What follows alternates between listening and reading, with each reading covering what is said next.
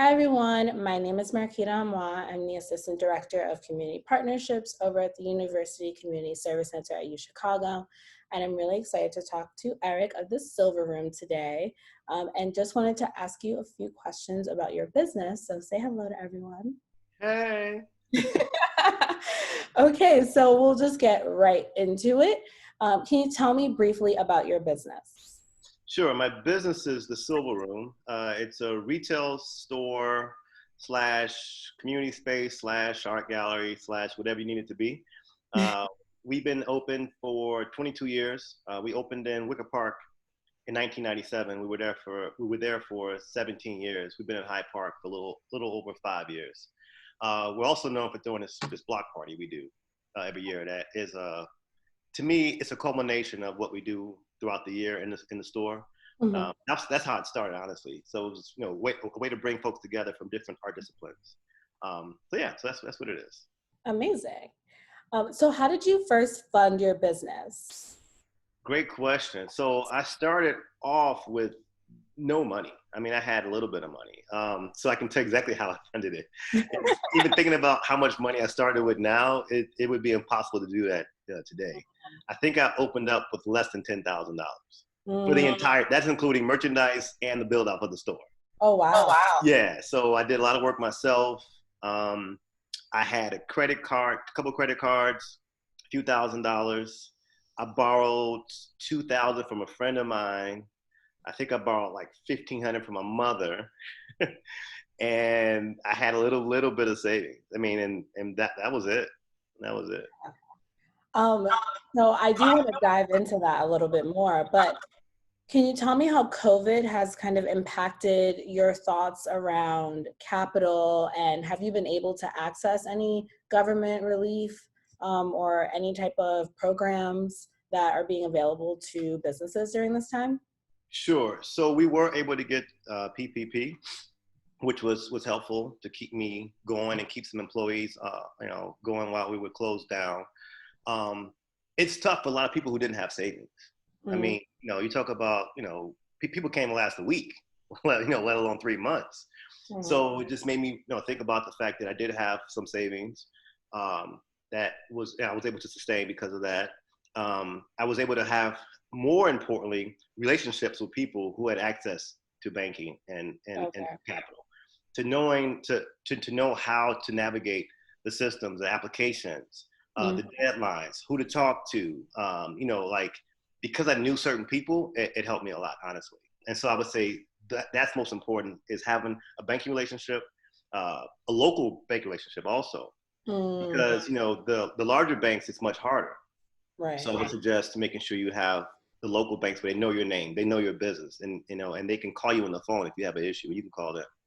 Okay, that's a perfect transition to my next question, which is a lot of the students who will be watching this, people will be watching this, are trying to examine what it means to have social capital. And you kind of hit on that a little bit in regards to having a friend lend you money, having your mother lend you money, having relationships with, your local bank. So what does it mean to have that social capital in regards to relationships or financial capital to you as a Black business owner in Chicago on the South Side? Relationships are everything. I mean, no, it doesn't matter what you're doing. Right. Relationships, knowing people who can help you and assist you and be advocates and allies for you is, no, that's 90% of what you're doing. Mm, Be it people wanting to support your business because they know what you're doing, to support you personally, even on a personal side, giving you a phone call to see how you're doing. And you do that, I think, by being honest, by being transparent, by being authentic, whatever business you're doing. When people see that you're doing something good, they'll want to help you, support you. mm, So I think that's been, a part of our success for the last 22 years is our customer. I had a guy come in yesterday. He was almost in tears. He's like, man, I thought y'all closed down. oh, I'm that's so glad amazing. you're here, blah, blah. I got to buy something. He pulled out his credit card. I got to go buy something, Like, Wow. you could buy merchandise anywhere, Right. why do you want to buy it here? And Mm, I think it's been, the history of the store and what we do for the community, and vice versa, is the relationship that we have with people that make them want to support. yes, that's amazing. So Financial literacy, especially in minority communities, seems to be what many argue is the answer to the lack of capital in these minority communities. What do you think as a business owner who is dealing with these relationships with banks? How do you see the role of teaching financial literacy? And do you think that that is the end all be all to ending a lot of the lack of capital in our communities? That's part of it, but we have to go back to structural racism, of course.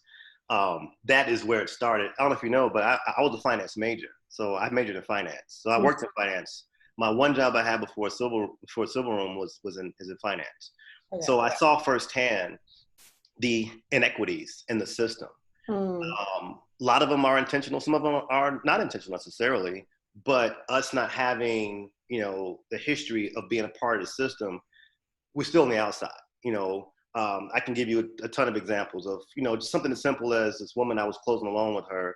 She had a 785, credit score, and they were giving her a loan based on a rate of 600 or 540 because she didn't understand that she could have got a better rate because her credit was good. Just things like that. It's like, okay, then I had to tell her, I'm like, hey, look, blah, blah, and saved her thousands of dollars, So that is the utmost important right now, to have an economy in our community of people who are in the system, a part of the system. Financially to me, it's utmost important, because at the end of the day, it all comes down to money. Right. All these issues that we have, be it from education to everything else, when you start weaving through them, it comes down to some point of money. And if we could have a strong economic base, that would help to mitigate some of these issues. I mean, I said, we go back to a racist system is a whole other thing. But there's things that we can do right now, I think, that could allow us to have a seat at the table, at least sometimes. Yes. Perfect. So I'm going to transition a little bit. In our office, we teach a lot of the students that come in and out this art of decentering yourself. So when you go to volunteer somewhere, or you go to intern somewhere, you're not going there to save these group of people who are different from yourself, right? You're going to have these mutually beneficial experiences. So in the art of decentering yourself, and you kind of touched on it a little bit already, how do you, in the work you do with the Silver Room, decenter yourself?